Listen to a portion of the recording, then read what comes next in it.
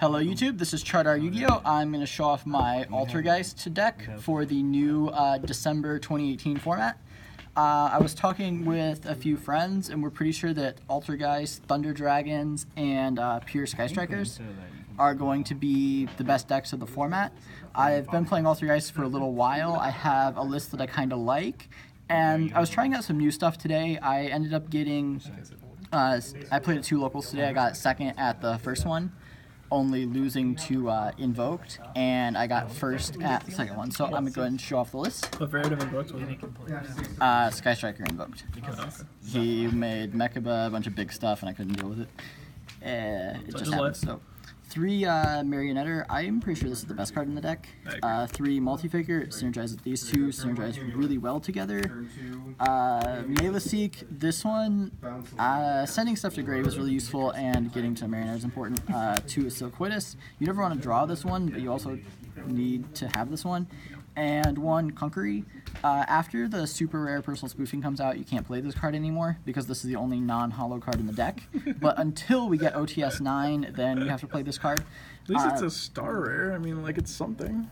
Yeah, it's okay. Konami calls it a foil. It synergizes really well with Silicoitus because if you have the Silicoitus up on your field, you can summon this one, negate an attack, bounce it back, bounce one of their other monsters, and then summon it and negate a second attack. I saw you had one game today where you negated 3 attacks in a row, right? Yeah, well, you negate 2 attacks, bounce the third monster, right, but it's absolutely insane. Yeah, that was pretty stupid. I'm maining Secret Villages. All of your main deck monsters are spellcasters, and if you resolve this against Sky Striker, they have a fairly difficult time outing it. You have to have the Ray and declare Nushka. We're playing 3 Pot of Desires. I don't really like this. In theory, you want to see this as much as possible. You're playing a trap deck and you want to be drawing 2 cards as much as possible. In practice, you'll find yourself banishing either all 3 of your Marionetters or all 3 of your Multi-Figures. I banished all 3 Multi-Figures game 1 against BA today, and that sucked a lot. Damn, I wish I knew who that BA player was. But in theory, you should win more games off drawing 2 cards than you will banishing stuff. I play 1-for-1, Foolish Burial, and Monster Reborn. These are extenders. If you're going second and you summon a Melee-Seek, they'll probably try to disrupt you because they don't want you sending their stuff. So this can get you to your second one. Going first, Foolish Burial synergizes really strongly with Marionetter. So what you can do is you can Foolish Burial your Multi-Faker on your turn, summon a Marionetter, set the Altergeist manifestation, send the Marionetter to grave, summon back the Multi-Faker, trigger the Multi-Faker, summon Melee-Seek the level 1 guy, make a Hextia on your turn, then on Melee-Seek search Conquery the attack negator, then on their standby phase, manifestation back the Multi-Faker again, trigger it, get Silicoitus, and then you have a spell negate and a bounce up off of just the 2 cards. I was playing that for a while, and I realized that I want to open that as many times as possible. That's basically the best opening play this deck can have. This deck is really vulnerable to evenly matched, so anytime you can end with Hextia with a spell negation up is really strong. So I added the Monster Reborn as mostly the 4th copy of the Marionetter. The goal, or how I feel like this deck should be played, is you just want to trigger Multi-Faker on every turn of the game. And having this as the 4th copy of Marionetter is really useful. And this can also sack random wins if you grab a big thing from your opponent or summon one of your big things back. Like Sword, Moral Load, etc. I mean, if your opponent has a Boral Sword in their graveyard and you're not dead, that's true. That is very true. Something went wrong there. I don't know how often that's going to come up, but this has been very strong. I'm playing only 2 protocols. This is usually the go-to off the Marionetter. If you don't have the Foolish Burial with the Multi-Figure, then you just set this, and then this is your Monster Negator, and it protects your stuff on field. The most relevant thing that protects from is if they try to Ash one of your Multi-Figure effects when it's on the field. Yeah. So which comes up a lot. That comes up a lot, and people usually expect me to send something to negate the Ash, and then I just leave it there, and I'm like, no, it just doesn't, nothing happens. The thing with this card being so strong is once you have one of these off of your Marionetter, you don't really want to draw another one. I see a few people play 3 of this, but I'm pretty sure 2's plenty. I do play 2 Manifestation. I think 2 is right, especially when you're playing Desires. Especially if you're playing Desires, you have to have this card because this keeps you in the game. This keeps summoning you back to Multi-Faker and just getting you more and more resources. If this summons back Multi-Faker, and then you get a Melee Seek, and then you search again.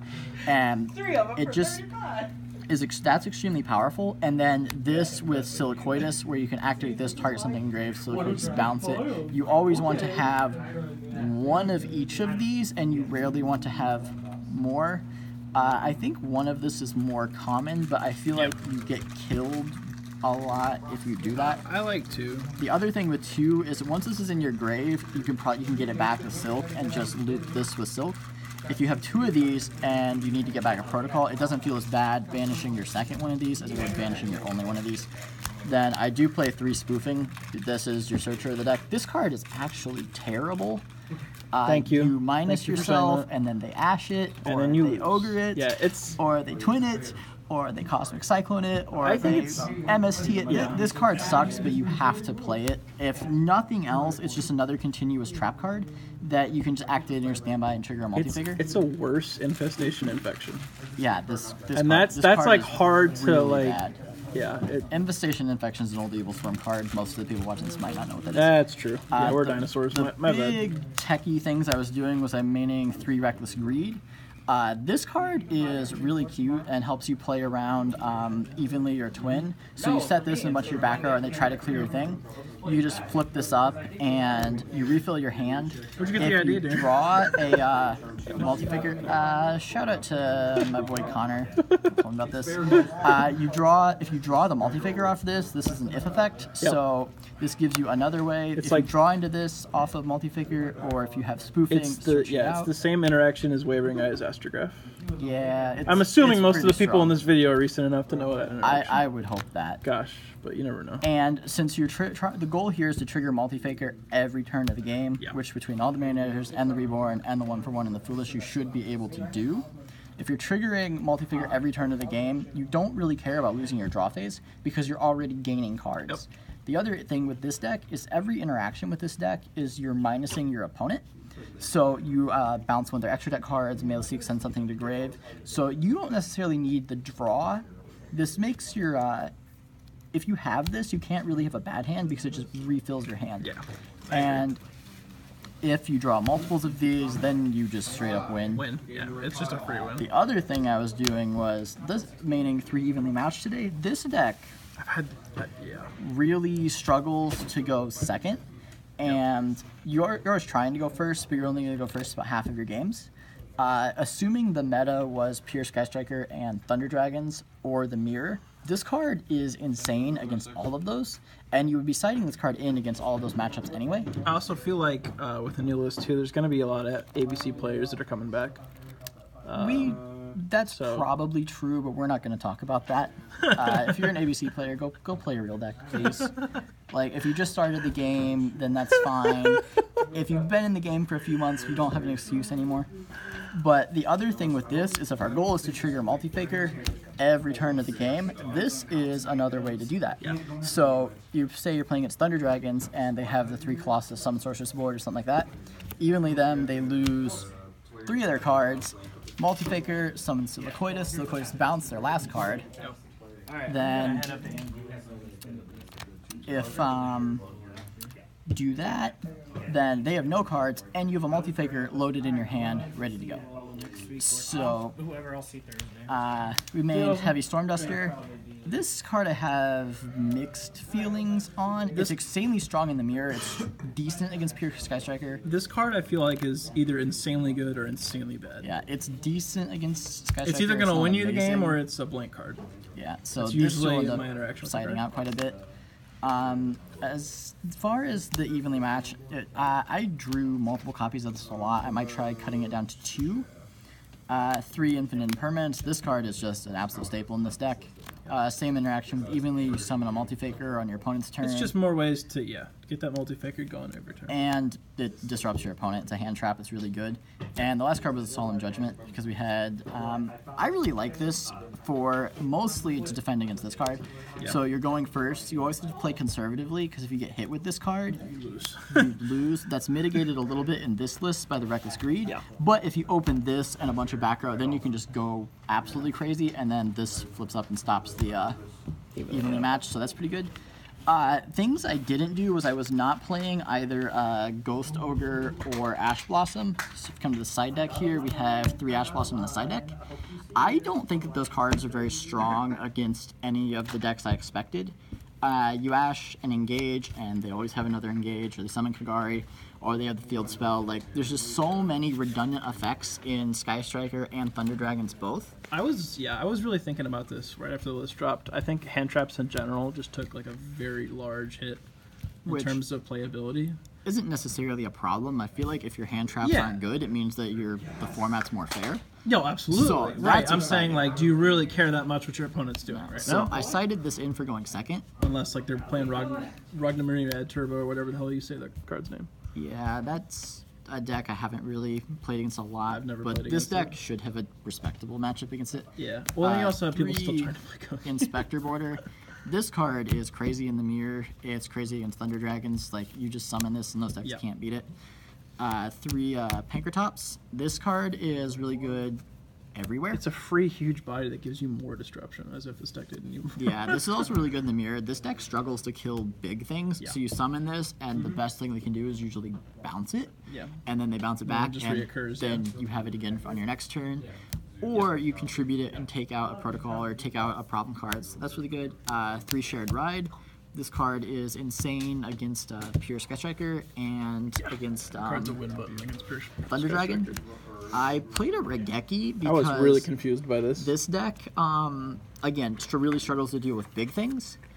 I'm not necessarily sure where I would bring this in, but the format's fairly undecided, and You bring it into the mirror, yeah, probably. it's pretty good in the mirror. It combos really well with Inspector Border too. God, yeah. So if you summon an Inspector Border against a board of floaters, and then Regeki your opponent, and It's then just like Rock and Draco. you used to just be. kind of Yep.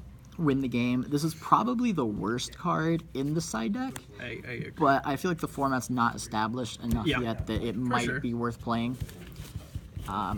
You'll always bring in this before you bring in this, but it's still respectable. And then 2 more traps for going first. Do you ever consider Trap Trick?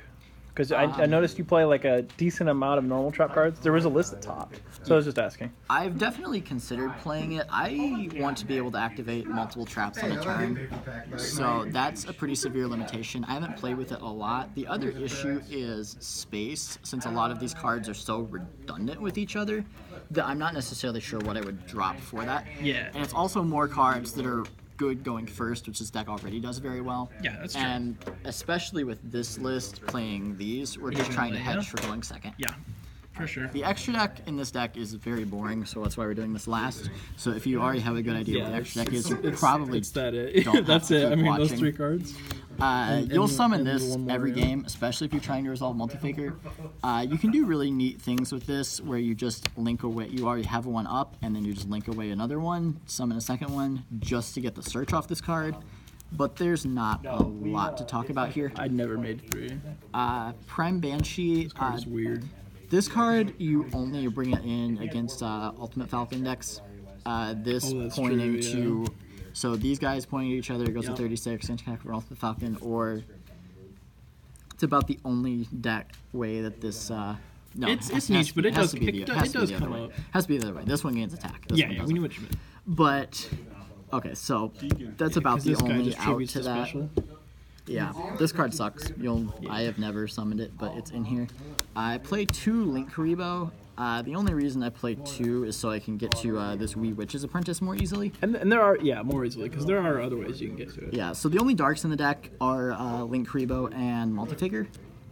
So the only reason, the only reason you play this is to out Inspector Border. So this stops effects from activating, but this is a continuous effect. Yep. So you summon this, and then this is a 19, and this is a 15, and you can attack over it and then make your plays. Right. It's very fringe. I'm not going to say it happens a lot, but there's a lot of space in the extra deck, and this card is so brutal against this deck that we're playing every out that we can. Yeah. If you expect to see this card, that's a situation where you bring in Regeki. That's another card that Judgment hits too, because like another you said, thing you can't beat that's that card. really good. This beats Maybe top Inspector smash Border. over it. Yep. Playing Clara Ruska. The only reason we play this is to get out from under our own Secret Village, which all the deck, so there's not many hand traps anymore. The only main deck monsters in my deck are spellcasters, so that's not going to come up It's also for rivalry. a lot. But this can get you out from under problem things like that. It does, like you said, it gets you out from under rivalry too if you have something that's not a spellcaster, which shouldn't happen in this deck. But also, if your opponent has a Secret Village, Just saying, you can make it under rivalry, whereas you can't make Link Creep, obviously. What are your Millseek? play the Those good cards. Nightmares. These What do these cards do, come up Darren? occasionally. I haven't made any of these in a couple of weeks. I made a unicorn last Yeah, week. I feel like Unicorn of those three, because when you link toing, you're making Hextia. Yeah, for sure. It's just, it's... Linking away a Hextia, getting a search, and yeah, then it's summoning this really, is pretty strong. really good. But Especially when these you are have... just... and you also have like a surprising amount of cards you can discard. Oh, The Nightmares in this deck, like people wouldn't think so, but like there's a lot. Yeah, there's Definitely these more don't than... come up. Yeah. This doesn't come up. I still don't think you should play this. There's trying to even remember what it is, but there's a card that can't be targeted that's really bad against this deck, and this is like the only way to out it. I don't actually Chaos remember Max? what I it don't is. know. Something really niche. I don't know. Chaos Max is a good example. Sure. I mean, you play could run this into as that your- at locals, sure. You play this as your only out to Chaos Max. I don't remember why I'm playing this card, but there's some real reason that this is We'll good. throw it in the comments. There's a random Isolde in case we decide cherries. We're not saying cherries, so this would actually be a Warlord. Warlord's another really niche out to things, but you end up reaching pretty hard in this extra deck. Yes, absolutely. You could leave this face up if you want to try to trick your opponent into deciding entries against you. That's technically cheating. Yeah, it's but technically against. I don't recommend that. Would not if recommend. you Not a can. sponsor. And then play Chimera Tech Fortress Dragon and a Chimera Tech Mega Fleet Dragon, because again, this deck struggles to deal with huge things, and the Cyber Dragon deck isn't the most intimidating deck, especially for this. You have a pretty good matchup against it. It can put so much damage. But if you're going second against that deck and you need an out to Infinity, if they have Seeger Infinity or something like that up, you can just drop a Chimera Tech on them using their whole board and then make your plays. So, like I was saying, nothing in this extra deck really ever comes up except for these three. We're playing Hextia Turbo. Oh, absolutely. That's what Evenly's for. That's what Reckless is for. That's what Foolish is for. Like, that's everything we're trying to do. I was considering adding a Soul Charge to this just to be another way to do it, and to bring back Hextias if you start linking stuff away, just to set up as many negations as possible. I thought that might be reaching. I'll probably try it some weekend when I'm bored enough. But that is my deck. If you have comments or suggestions, you can leave them in the comments below. I'd really appreciate any feedback. And peace out, YouTube.